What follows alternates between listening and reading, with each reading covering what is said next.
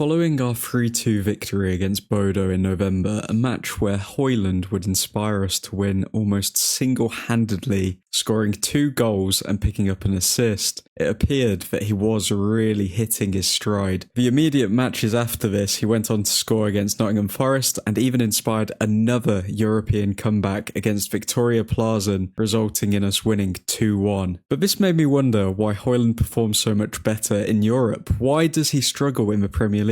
And does he really have a future at Manchester United? Or is this a signing that we're going to look back on as another waste of money, as we have with, well, a few Ten Hag signings at this point? First things first, let's look at his record at United. Højlund has featured in 68 games for Manchester United, scoring 23 goals and picking up 3 assists. If we look at the face value of this, then it would lead you to believe that Højlund has a 38% chance of scoring or picking up an assist when he plays, but this is far from the case. Here at Old Truthford, we like to look at the stats behind the stats, so I decided to go through every single time Højlund has featured for Manchester United to see his real efficiency. Højlund has featured in 68 games. Of those 68 games, he has scored or assisted in, drumroll please, 18 games, meaning that in 50 of the games where Højlund has featured, he has not contributed to a goal, meaning that his real chance of getting a goal involvement when he's featured is 26.4%. To break this down even further,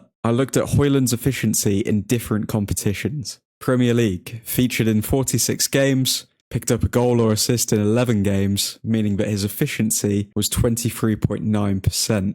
FA Cup, featured in 6 games, picked up a goal or assist in 1 game. Efficiency, 16.6%. Carabao Cup, featured in 4 games, 0 goal contributions in those games. Efficiency, 0%. Europa League, featured in 6 games. Goal contributions in 3 games. Efficiency, 50%. Champions League, featured in 6 games. Goal contributions in 3 games. Efficiency, 50%. So it's clear to see that Højlund prefers European nights given his previous performances. He has a 50% chance of scoring or picking up an assist when he plays. He's still yet to get his first Carabao Cup goal, and it's going to stay that way for this season at least. Thanks, Son. The 2 stats that really have me on the fence with Højlund are his efficiency in the Premier League as well as the FA Cup, because in both competitions we tend to face the toughest level of opposition. FA Cup during the later stages, and it's in both competitions where he's been shown to struggle. Which got me thinking,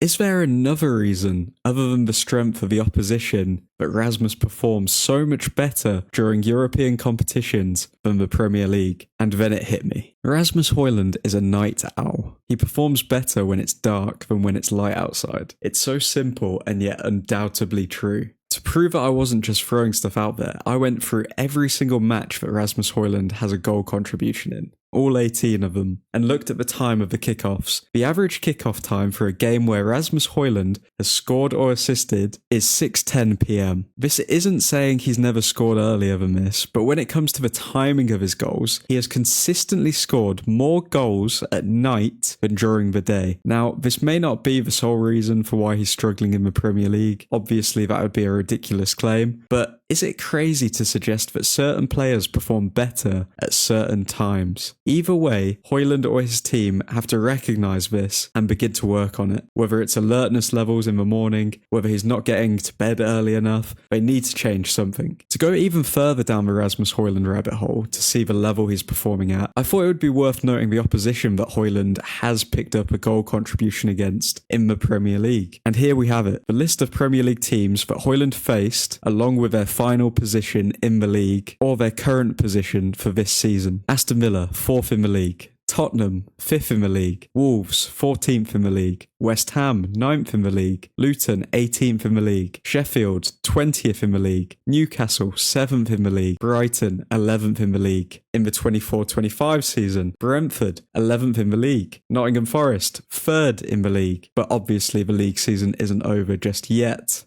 The average position of the opponent that Højlund has scored against is 10th, which doesn't help his case when making an argument for Højlund to be a very promising elite forward who has proven himself to be worthy of his price tag. What it does show is that he's struggled to make an impact against top sides in the league, only scoring once against a traditional Big Six side, and that came against Tottenham. Now, obviously people are going to say he's still young, we need to give him time to develop, which is absolutely true. But when you look to provide context to the conversation, such as Højlund costs £64 million plus 8 million add-ons, we're beginning to get into the territory where if things don't pick up towards the end of this season or the start of next season, we need to start looking to move Højlund on before he loses all of his value. Some may argue that he's not been getting the necessary service, but in my eyes, elite strikers create chances for themselves. Don't get me wrong, Højlund has shown he's capable of doing that, the Victoria Plaza game being a prime example of it. How he flicked it up in the air and finished it first time was, being honest,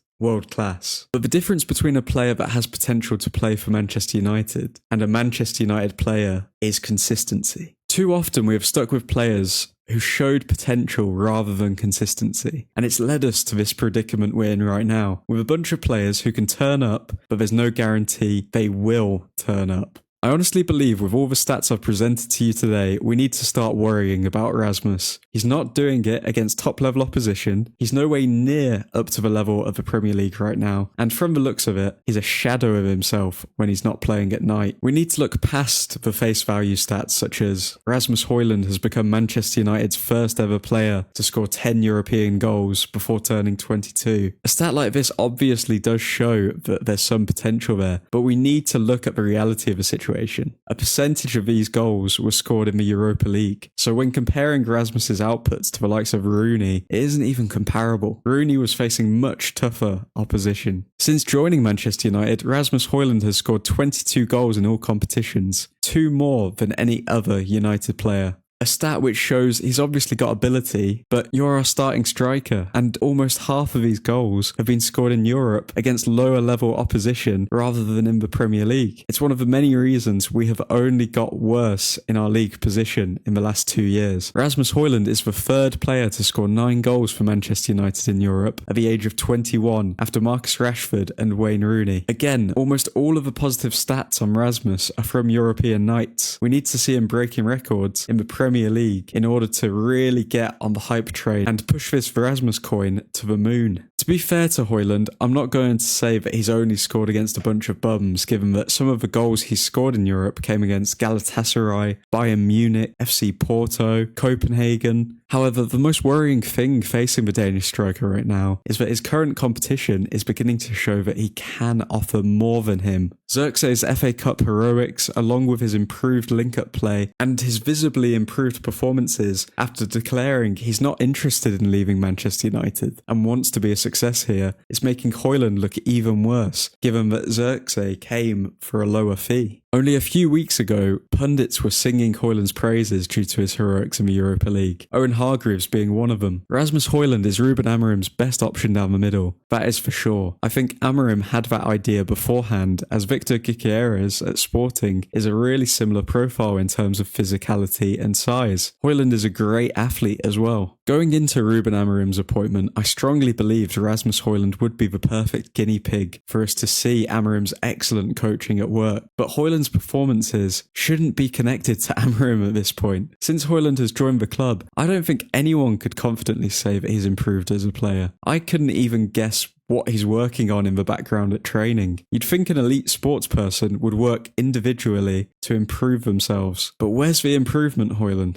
The problem is, Højlund hasn't helped himself either, because early into the Amorim era, when he was actually scoring, in Europe, he had this to say on the system. This system reminds me of how I played in Atlanta. It suits me very well. Well, you've struggled in this system so far, Rasmus, so that kind of makes me think you're waffling. Something else which needs to be discussed regarding Rasmus Højlund is his use of sneaky PR tactics, such as edgy Instagram captions to get people on side, including decent Victoria in Plazen. I guess being a football player, the caption should be happy to be on the pitch again, but I think the photo says it all. Luckily, I had 6 weeks to practice my celebration. A win would have made it perfect. Literally joking after we lost this game during our worst Premier League season ever. Get a grip, man. Should have kept that celebration caption for today. No witty caption tonight. Just want to thank you guys for hearing those chants when we're on the pitch. Not getting used to it and absolutely loving it. Congrats, Ahmed. You deserved it. It just never gets old. Well, your Instagram captions get old, mate. Manchester is red. Violets are blue. What a brilliant performance, but the Oscar goes to...